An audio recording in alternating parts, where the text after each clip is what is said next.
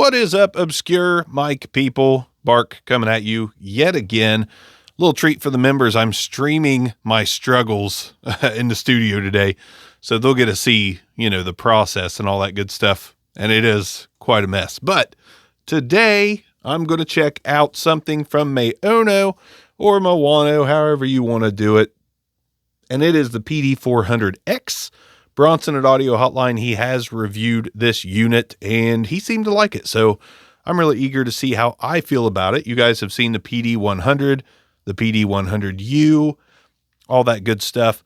The microphone itself, it comes on a yoke mount. It's an all metal body. We've got a gain dial. We have a USB-C on the back. We've got 3 filter switches for use in USB mode, flat mode, low cut filter, and a presence boost. It does come with a windscreen. I'm not going to show you every little nook and cranny in the box, but it came with an XLR cable and a USB cable that had the USB-C to C with the A adapter that snaps on. You can get this today at Amazon for $129.99. And I do want to thank Maono for sending it over for the sake of my honest review. They're not paying me, nothing like that. They just wanted me to check out the mic and basically report to you and report back to them.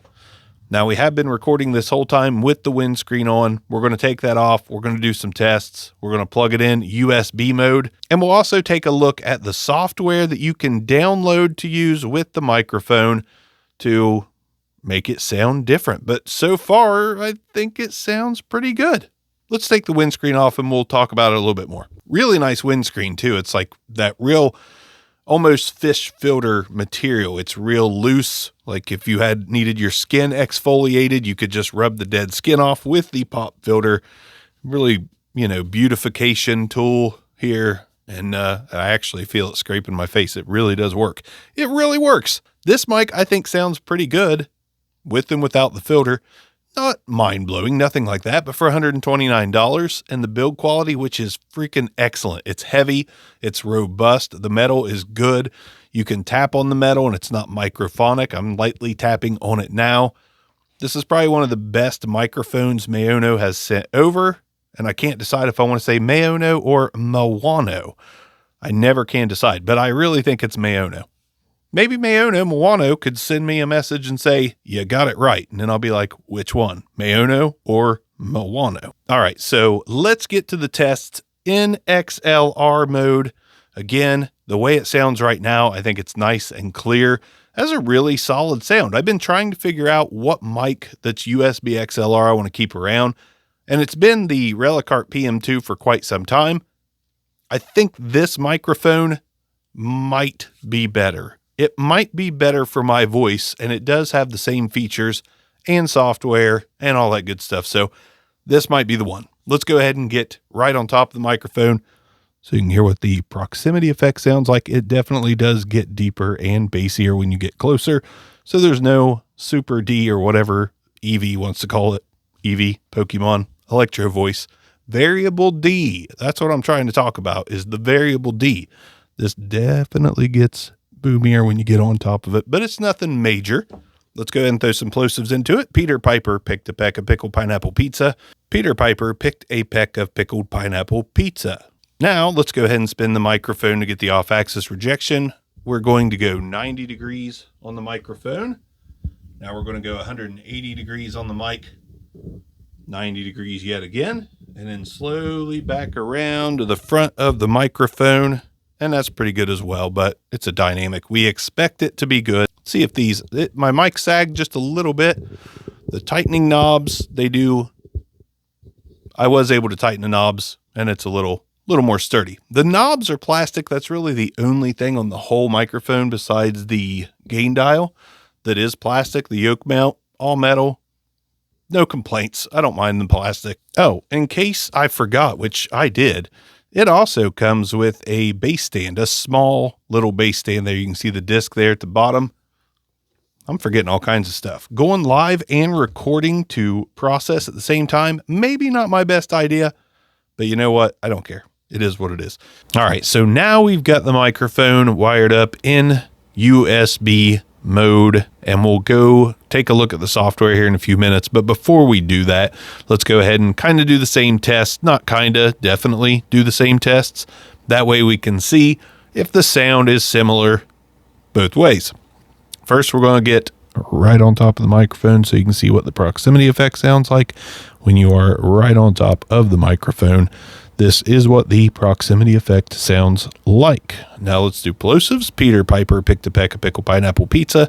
Peter Piper picked a peck of pickled pineapple pizza.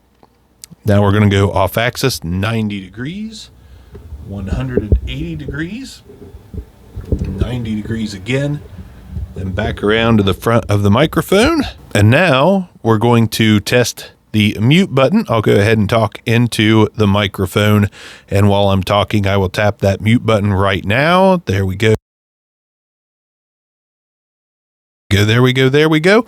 Mute button works well. Okay, now we're going to go through the filter switches here, currently in flat mode, but of course we're going to hit the button and first go into low cut mode right now.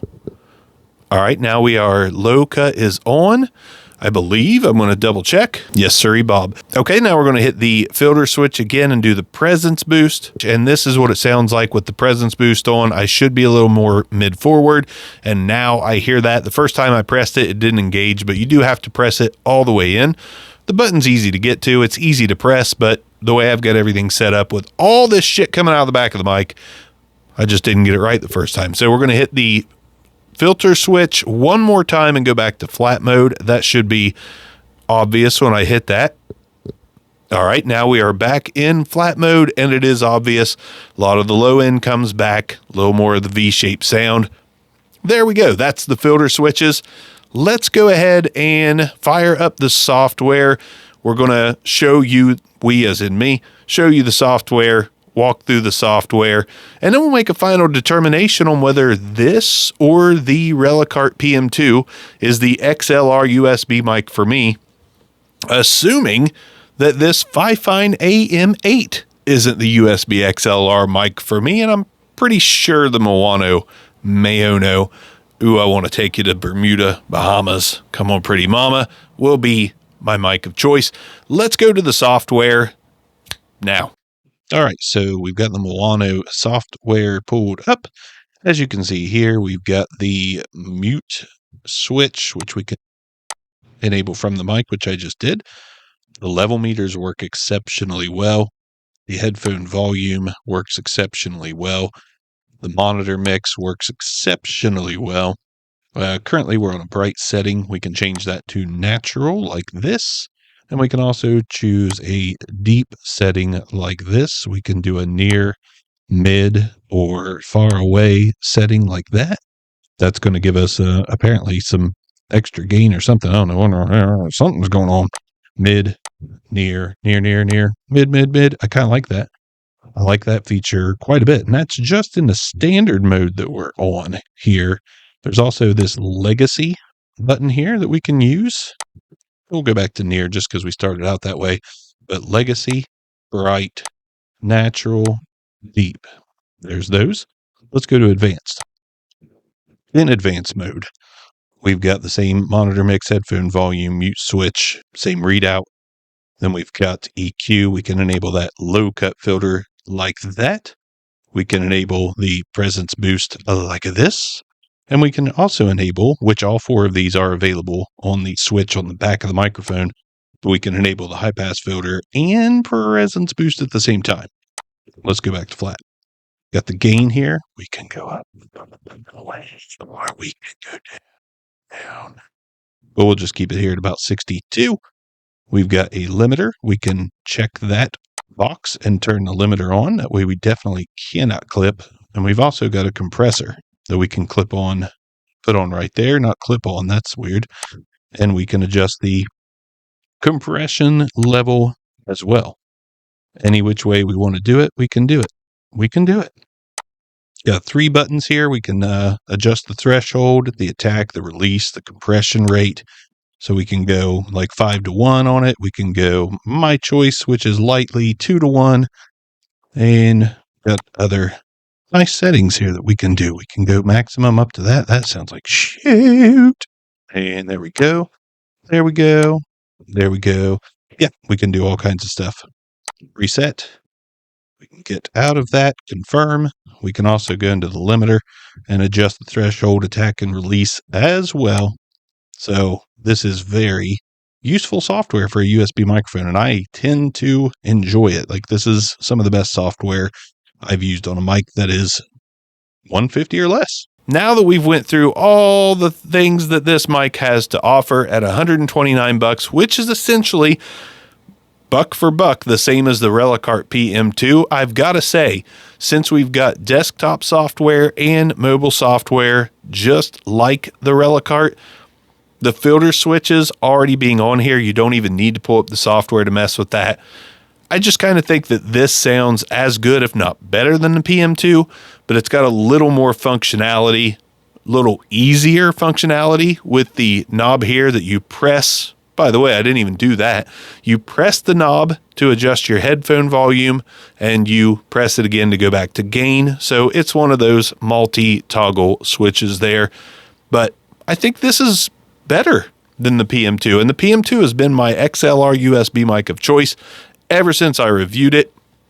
So that being said, Maono, I think for $129, the build quality of this thing, everything about this thing is pretty damn good. I really don't have any complaints. If it was like $250, I might be able to nitpick it a little bit, but honest to God, I have no complaints at $129. Sometimes $149, $159, but you know how Amazon is. There's always going to be a coupon, and if there's not, just check next week or in a few days.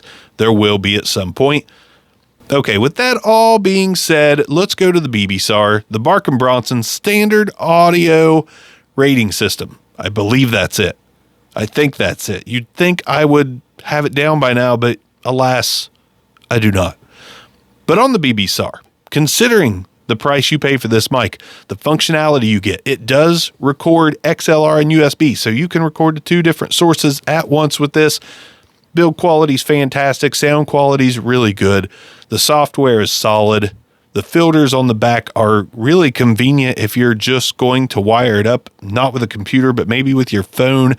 And, well, you got the software there too, but maybe one of those filter switches does everything you need. I don't know. It just offers a little more than the PM2. And for that reason, on the BBSAR, I'm going to give it a 9. I think it's worth it. I think it's a great buy. Not quite perfect by any means, but it's really damn close at the price. If this was $99, which I don't think they should do, because I think it's definitely worth $129, but it'd be a 10 at $99 because that would be a super steal. But as is right now, this thing still absolutely 100% is a steal. It's a great microphone from Maono. They just keep doing better. I'm very impressed. But I'm out of here. That's it for now. I'll see you guys next time. Thanks for joining me yet again. Thanks for any of the members, mostly Dale, that watched the live stream while I struggled through this recording. And I'll see you guys again very soon, pumping them out as usual. Secure mics. Peace out.